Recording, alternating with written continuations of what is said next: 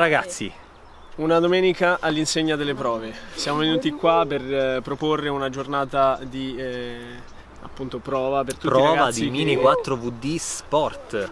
Per tutti quelli che ne avevano voglia. È andata meglio del previsto.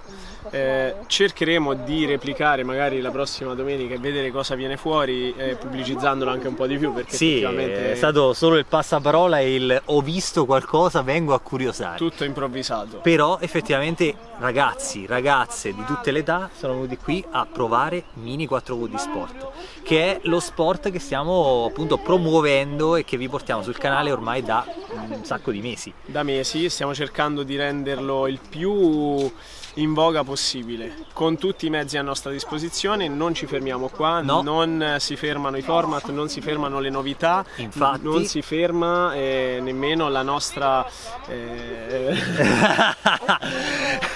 non si ferma nemmeno la nostra voglia di correre, ragazzi. E infatti il divertimento è stato tantissimo, come avrete visto nelle immagini, nelle risate, nei bastoni fra le ruote, in tutto, e soprattutto nelle prossime gare fra di noi, perché non c'è solo questo. Infatti arriverà presto una gara Dax vs Max per il nuovo Championship del 2020.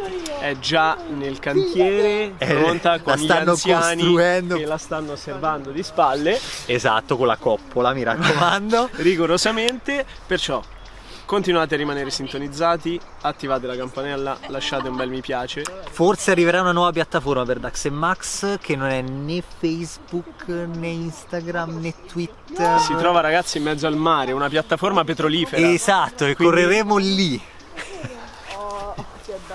Basta. È finito, è finito, è finito.